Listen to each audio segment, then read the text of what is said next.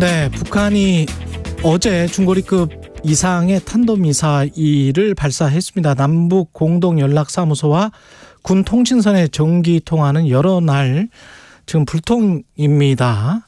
내일이 북한 최대 명절 태양절이라는데 좀 걱정이 되는 사안들이 있고요. 국방부 신범철 차관 연결돼 있습니다. 안녕하세요. 예, 안녕하세요. 예, 북한의 조선중앙통신에 따르면 화성 18형이다. 고체연료 ICBM이다. 이렇게 보도를 했는데 어떻게 보십니까? 예, 저희가 어제 이미 합참 측에서 고체 가능성이 있다 이렇게 평가를 하고 있었고요. 발사 궤도라든가 여러 형태를 종합적으로 지금 분석해서 더 정확한 것이 어떤 것인가는 파악하고 있는데 고체 가능성으로 인지하고 있었고 그런 부분에서 북한이 화성 18형이다 이렇게 오늘 발표를 한 것도 다 파악하고 있습니다. 네. 고체 연료라는 게 우리한테 어떤 의미가 있나요? 군사적으로 볼 때 위협이 조금 더 가중됐다 이렇게 평가할 수는 있을 거예요.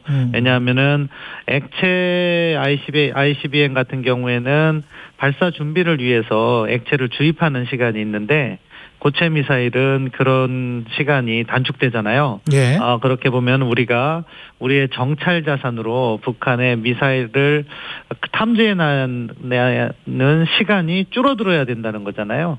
그렇기 때문에 더 위협적이다 이렇게 말할 수 있는 거죠. 예.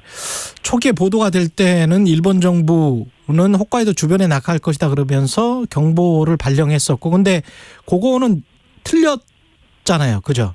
그 정보는. 홋카이 인근은 아니고 한 1000km 해서 동해 북동쪽으로 해서 그렇죠. 1000km 정도 비행한 거로 알고 있습니다. 네. 그러면 일본 쪽에서 봤을 때는 뭔가 정보를 놓친 겁니까? 왜 우왕좌왕했던 겁니까? 이게 아마 제가 자세히 설명드리기는 애매한 부분이 있는데 일본 측 입장을 제가 이야기할 필요는 없고요. 예. 그런데 보면 이게 북한 측 발표에도 어떤 내용이 있냐면요. 예. 1단체는 포둔탄도 비행 방식으로 비행했다고 했어요. 그러니까 뭐냐면은 일본 쪽으로 더 멀리 날아가는 그런 궤도로 날아왔던 거죠. 아마 일본은 그때 포착해서 홋카이도 쪽으로 올 수 있다 이렇게 판단한 것 같고 북한 발표에 의하면 2, 3계단은 고각 발사를 했다고 했어요. 그러니까 평각으로 날아가다 더 높이 쏜 거죠. 그럼 거리는 줄어들잖아요.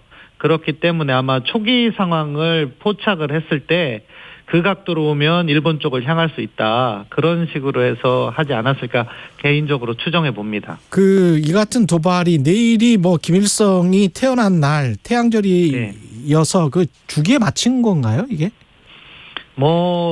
북한의 과거 도발 행태를 보면은 자신들의 특별한 기념일, 말씀하신 대로 김일성 생일이 내일이고 또 이달 25일은 북한군 창립일 이렇게 해서 기념하고 있으니까 그럴 때 도발이 더 강도가 높아질 것이다. 저희가 대비를 하고 있었고 네. 그것에 맞춰서 아마 이번에 고체 미사일 화성 18형이라고 하는데 발사했을 가능성이 있다고 보고 앞으로도 또 25일 전후해서 북한이 지금 인공위성을 발사하겠다 4월 달까지 이렇게 이미 발표한 적이 있거든요. 예. 그렇기 때문에 또 유사한 도발 또는 전혀 허를 찌르는 도발을 하지 않을까 저희 합참 측에서 면밀하게 대비하고 있습니다. 그 예상을 그렇게 하시는 건가요?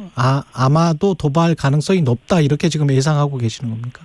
네, 그러한 앞으로? 특정한 날들에 도발을 해왔기 때문에 도발 가능성에 대해서 다양한 가능성을 열어놓고 대비하고 있습니다. 그렇군요. 북한이 지금 남북 공동연락사무소 군 통신선 통화를 며칠째 응답을 안 하고 있다는데 이거는 어떤 의미가 있는 거죠? 네, 4월 7일 오전부터 지금 북한이 사전 설명 없이 정기교신 시도에 응하지 않고 있는데요. 예. 북한이 어떤 의도를 갖고 있느냐. 저희는 일단 정부 측에서는 다양한 가능성을 다 검토를 하면서 대비를 해야 되는 것이 원칙이라는 말씀을 먼저 드리고 그 날이 사실은 우리 통일부에서 북한이 개성공단 무단 사용을 하고 있는 것을 중지해라. 예. 이렇게 촉구를 한 다음 날이잖아요. 그러니까 그것에 대한 불만 표출 또는 대응 방안을 고심하면서 나름대로의 수단으로서 정기교신 시도에 응하지 않고 있다. 그렇게 저는 개인적으로는 보고 있습니다. 그리고 한미일 안보회의가 미국 워싱턴 DC에서 현지 시간으로 오늘 열리는데 이게 지금 개최 발표에서 우리 국방부가 군사협력이라는 표현을 공식적으로 사용을 했단 말이죠. 그러니까 한미일 3개국의 군사협력 이렇게 되면은 한미일 군사동맹 이렇게 되는 것인가? 그러면 일본 자위대와 군사동맹을 하나? 그거는 어떻게 되는 거죠? 약간의 국민적 전혀 아닌 말씀이시죠. 전혀 아닙니까? 예. 그러니까 동맹과 뭐 안보 협력, 군사 협력은 차원이 다른 거예요. 차원이 다른 거죠. 동맹은 서로가 공격받았을 때 함께 싸우겠다는 조약상의 약속을 기반으로 해요. 그러니까 한미 상호 방위 조약이 있잖아요. 그거를 통해서 한국이나 미국이 태평양 지역에서 공격을 받으면 마치 자기가 공격받은 것처럼 함께 싸우겠다. 그렇죠. 이러한 국가적 약속이 동맹인 거고요. 이제 그 아래 단계에서 조금 포괄적인 개념에서 안보 협력이란 게 있어요. 안보 협력. 군사 협력뿐만 아니라 정치, 외교, 경제, 과학 기술을 종합적으로 협력해 나가면서 서로가 서로에게 안보적인 측면에서 도움을 주겠다. 이것은 뭐 특별한 조약이 필요한 것도 아니고요.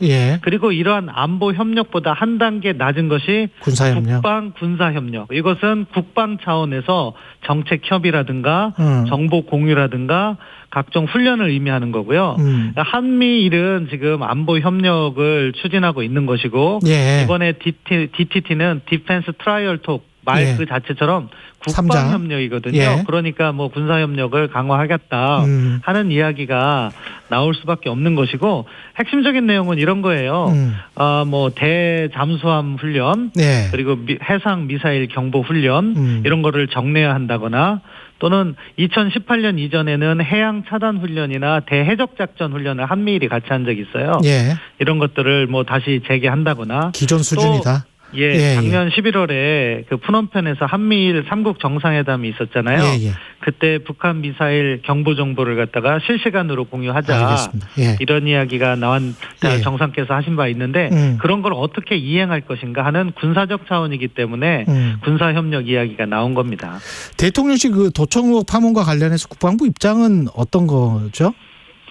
뭐 사실은 국방부와 대통령실 건물은 도감청 방지 조치가 충분히 이루어져 있다고 저는 알고 있습니다. 실제 지금 용산 대통령실은요. 과거에 국방부 건물이었잖아요.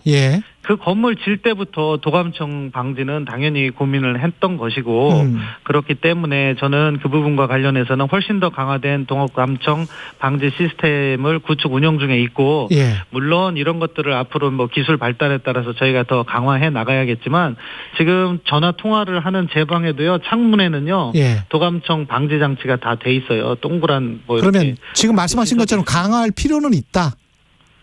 뭐 이런 것은 앞으로 기술 발전에 따라서 얼마든지 그것에 또 어떠한 새로운 기술이 있냐 하는 것엔 대응할 필요가 있지만 지금 상태에서는 첨단으로 도감청 방지 장치가 있다 이렇게 말씀드릴 수 있겠습니다. 뚫렸다 안 뚫렸다에 관해서는 사실 확인은 못 해주시죠?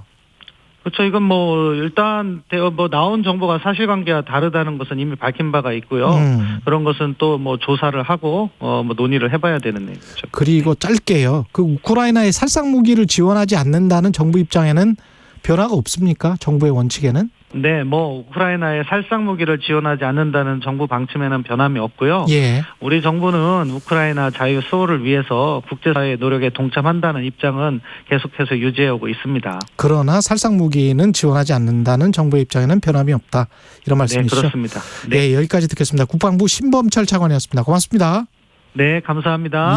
KBS 1라디오 최경련의 최강시사 2부는 여기까지고요. 3부에서는 뉴스는 쉽니다. 확장판 준비되어 있는데요. 문자, 질문 지금부터 많이 보내주시기 바랍니다.